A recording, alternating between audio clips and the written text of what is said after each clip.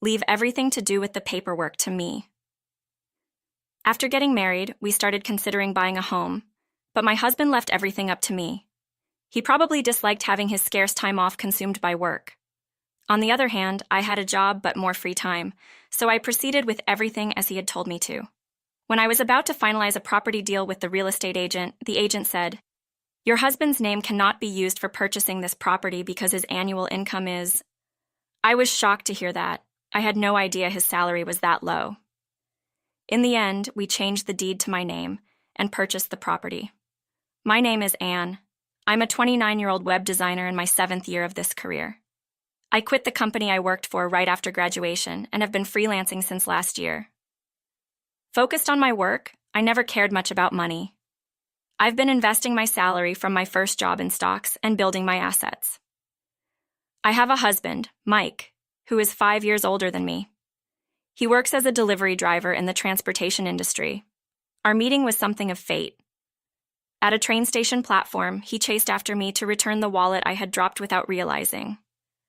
I invited him for a meal to say thanks, and our relationship grew closer and evolved into dating. Then, a year and a half ago, we happily became husband and wife. However, post-marriage, our life together was nothing like I had imagined. My husband worked long hours at a grueling company, and as a freelancer, I always had a backlog of projects.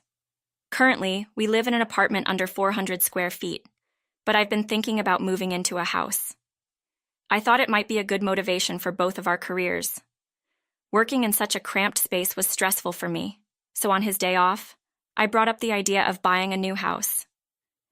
"Hey Mike, don't you think it's time we bought a new house now that we're married?" He seemed surprised by my words, jumping up from where he lay on the sofa with sleepy eyes. "A house? Yeah, I think this place is getting too small for us. How about I set the conditions then?" I was surprised by his words, but he wrote his desired conditions on a nearby notepad and handed it to me. His list, including at least 4 rooms, 2 bathrooms, and a wine cellar, was quite different from what I had envisioned. "We don't need a wine cellar, and isn't 1 bathroom enough?" I replied strongly to his objection. "No, that won't do. This is about romance. Buying a house is a once-or-never-in-a-lifetime event. I won't settle for anything half-hearted." He was stubborn beyond belief. I would rather spend my time on work than on a discussion going nowhere. Eventually, I reluctantly agreed to his terms. "Then let's go to the real estate agent together next time." Suddenly, he looked annoyed. "Ah, that's fine. You can handle all that, Anne. I'm tired from work. I'll leave the rest to you." Saying that, he lay back down on the sofa and started fiddling with his mobile phone. Does this man even realize he's married? We're about to make the biggest purchase of our lives, and he's completely uncooperative. After telling me what he wanted, he satisfiedly returned to his own world. Disappointed, I sighed and said, "Then just leave me something that shows your income. There will be a review, and I need to submit it." When I said this, he replied, "You can find it in my box of valuables. Just take it yourself." He put on earphones, shutting down the conversation completely. He's not exactly a henpecked husband, but he only says what he wants and is otherwise disengaged. Honestly, he's incredibly self-centered. He used to be so kind before we got married. Picking up my wallet feels like a lie now. I muttered this, unsure if my husband heard, and headed to my room. It was that night when I noticed something was wrong with my body. After finishing work, I glanced at the calendar. Come to think of it, I haven't had my period for 2 months now. I always had severe and irregular menstrual cycles. It was not unusual to be a month late, but this was the first time it's been 2 months. Could it be? Worried, I used the pregnancy test I had bought in advance. The result was positive. I was pregnant. "Mike, I'm pregnant." My announcement left my husband frozen in front of the TV. "Seriously?" I said to my surprised husband. "Thinking about the birth and everything else, I guess we should hurry up with buying the house, so I'm going to the real estate agent tomorrow, okay?" He was still in shock. He looked incredulous, but then what my husband said next shocked me. "What if we give up on the child?" His unexpected words left me speechless. "What? Give up as in not have it? He nodded before I could finish. Yeah, that's what I mean. Why? I argued desperately. I was beginning to feel a strange disconnect between us. I mean, I never wanted kids. It just happened. I can't believe you got pregnant just from us having a bit of fun, he said with a wry smile. His words, so thoughtless, wounded me deeply. I felt like I had been hit with a hammer. And if we have a kid, we can't have fun anymore. His words sounded like a whining child, but I couldn't back down. This was a precious life growing inside me. I was determined to have this baby, and a child definitely needs a father. I had to get him to take this seriously. Looking back, I realized how mistaken my thinking was at that time. Mike, please get it together. People in their 30s around the world start families earlier than us. I'll do my best, so you have to try too.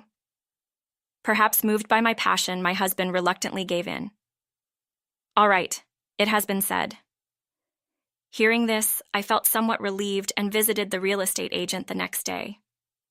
The price will be higher than the market average with the conditions you've requested. The agent frowned as he looked at the paper where I had written our wishes. Then he handed me a sheet of paper. This is the only property that meets all advanced conditions. There was only one that matched all our criteria among several options, but even that was $700,000. The price was significantly higher due to our many conditions. But now we were expecting another family member. I couldn't bring myself to compromise. After some thought, I said, I'll purchase this property. We proceeded with the purchase process. Please fill in the necessary items on the application form. Who will be the owner? My husband. I began filling out the form, but when I got to the annual income section, my pen stopped. Wait, Mike earns $25,000? I blurted out, looking at the salary statement he had given me. We rarely talked about money in our current life. We both contributed equally to expenses and saved the rest, so I had no idea about my husband's salary. It's difficult to say, but with this amount, the application might not pass. The apologetic agent's words made me feel embarrassed. He continued, By the way, there are a couple of other customers considering this property. If you don't decide today, it might be sold out. Those words were nothing short of pressure for me. After hearing that, I felt I had to buy it today. After some hesitation, I decided to change the owner to my name. Then, I made a bold decision to pay in full. I could just cover it with the money I had saved from stock investments and the inheritance from my grandfather. I can always save more money later. The agent was initially surprised by my actions, but then handled the rest of the process efficiently. So, a month later, we moved into our dream home. Wow, this is amazing, my husband exclaimed with excitement as soon as we entered our new home. By the way, you're going to have the baby, right? Are you going back to your parents' house? He asked while unpacking. Yes, that's the plan. My hometown is Anchorage. I could have the baby here, but I feel more at ease having it at my parents' place. Okay, good luck. His words felt somewhat distant. I started to feel unsure. My anxiety grew as my husband added, I can't quit my job even after the baby is born, so you'll have to handle the childcare. You're the one who wanted to have it. What about my job? I don't care about that, he bluntly replied. Was his response to my enthusiasm just a temporary appeasement? I felt myself sinking into despair. Time just passed in our new life in the new house, and our relationship gradually grew colder. 3 weeks before the due date, with my belly growing, I went back to my hometown, and there I safely gave birth to a boy. But the baby was born with weaker lung functions, so he had to be hospitalized for observation, and I had to return to Boston alone. Before leaving, my mother said, Come back any time if you need to. Hearing that, I truly felt what motherhood meant. While at home, I talked a lot about my married life with my parents. As my heart lightened, their faces grew gloomier, and then my father's words made me think. 2 hours after boarding the plane, I arrived in Boston. I headed straight for our new house. When I got there, I saw an unfamiliar car parked in the driveway. Feeling uneasy, I cautiously opened the front door. Inside, Numerous shoes were scattered around. I heard my husband's voice from the back. "Mom, Dad, feel free to use any of the spare rooms." I realized then that his parents were in our house. Heading to the living room, I found, as expected, his whole family gathered there. His father, mother, 2 brothers, and 2 sisters, including my husband. That made 7 people. "What are you all doing here?" I shouted as I entered the living room. Everyone turned around at my voice. "Ah, you're back. Had a boy, huh?" Ignoring his question, I continued. "Why didn't you answer my calls? I tried so many times." Then Mary, his sister, chimed in. "Calm down. How's the baby? We were all looking forward to holding our first grandchild." "For now," I answered Mary's question. "He has some lung issues, so I left him in Anchorage. Why are all of you here? I heard something about rooms." The in-laws exchanged glances. Then, as if to represent them, my husband answered my question. "I was thinking this house is too big for just the 2 of us and it's hard to clean. Plus, there's childcare, so we're all going to live together. 8 of us, including my family and us. If you don't like it, you can leave." I was stunned. What was he talking about? While I was struggling with childbirth, he had let his family move in and enjoy themselves, and now he was even trying to kick me out without a word of concern. I was taken aback and stood there for a moment. Then he said again, "What's it going to be? You staying or leaving?" Looking at his indifferent face, I remembered my father's words. "Leave. Leave such a worthless husband and come back here. We can sell the house for a good amount. Sometimes letting go is an important choice." My father's words echoed in my mind. As I recalled them, the scene in front of me seemed trivial, and without realizing it, I spoke out. "It seems like there's a misunderstanding, but I came here to sell the house." My words were half true and half false. Ever since my father told me to come back home, I had been thinking about our newly bought house. Selling the house we just bought felt like a waste, but staying with my husband was becoming increasingly difficult. So I thought, why not just sell the house? I had been contemplating this, and now was undoubtedly the right moment to convey this. I wasn't being emotional. It was something that needed to be said. Understandably, my husband and his family were shocked by my words. "Wait a minute. The house is in my name, isn't it? Don't make decisions on your own." "That's right. I haven't told you yet, have I?" I replied. "Told me what?" His voice was slightly irritated. "You remember how you left everything about buying the house to me, right? Is that so? Even if you asked me, I wouldn't know," I continued. My in-laws were murmuring to each other at my statement, noticing their commotion. "That's not important right now," my husband snapped. I continued explaining to him. To put it simply, your income wasn't enough to pass the credit check for buying a house. I was shocked that a 34-year-old only makes $25,000. At this, one of my brother-in-laws reacted, "What? No way, even I make $40,000. The youngest, Emma, who's 27, said that as my words caused a stir among the in-laws. My husband started to panic. "Don't say unnecessary things," he pleaded, sweat beginning to form on his forehead. "The truth is the truth, right? The moment you knew I was pregnant, you suggested abortion. Looking back, maybe I should have left you then." As I spoke, the in-laws looked more and more shocked. It seemed my husband hadn't told them anything. "Please stop this. You're reaping what you sowed." In contrast to my frantic husband, I was calm. I could see his face contorting. Then Tom asked, "So why are you selling the house?" "The income from Mike wasn't enough to pass the credit check for buying this house, so I decided to purchase it in full." "You earn that much?" My husband's voice was filled with surprise. "I have a good income due to my work. Unlike you, I don't squander money. I've always invested any spare cash in stocks. Now I can live off the profits and dividends alone." Hearing this, the entire family fell silent. I quickly assessed the situation. Since I was the one who bought the house, my husband and his family had no say. But my husband was not ready to give up. "Please don't sell it. Let's live together happily, okay?" He spoke to me with a strained expression. Seeing how pathetic he was, I firmly rejected him. "Don't be ridiculous. You left everything to others, and now you're acting as if you have a say in this.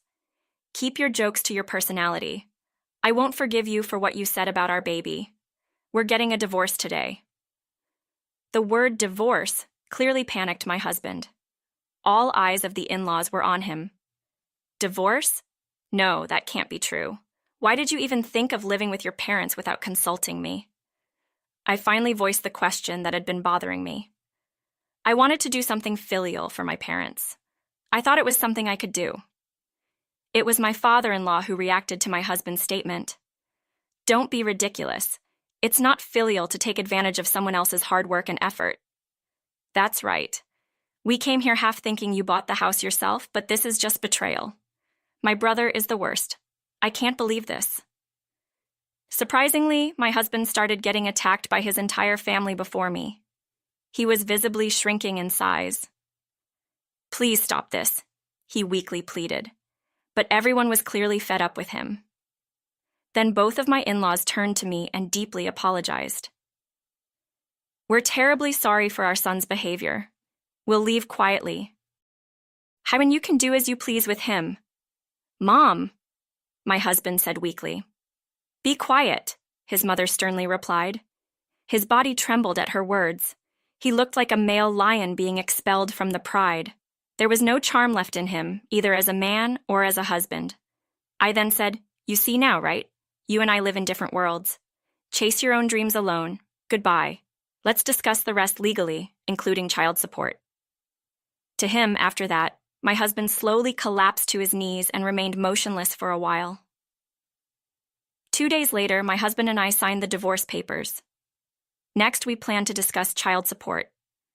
Naturally, I got custody. My husband neither had the means nor the temperament to raise a child. Just the thought of handing my child over to such a self-centered man made my skin crawl. Then I returned to Anchorage again. I picked up my hospitalized child and went back to my parents' house. I could raise my child in peace here.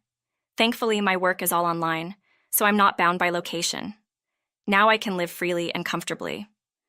As for my ex-husband, after that day, he was disowned by his parents and now lives alone in seclusion.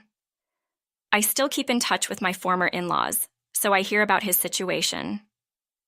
My ex-husband, who had no delicacy in his words, I naively thought he might change if I did. This experience taught me that people don't change that easily. However, better days are waiting for me now than when I was with my ex-husband. Of course, due to the presence of my newborn baby, I'm now a mother as well. I have to work hard at both my job and parenting. These thoughts were in my mind as I prepared to feed my baby.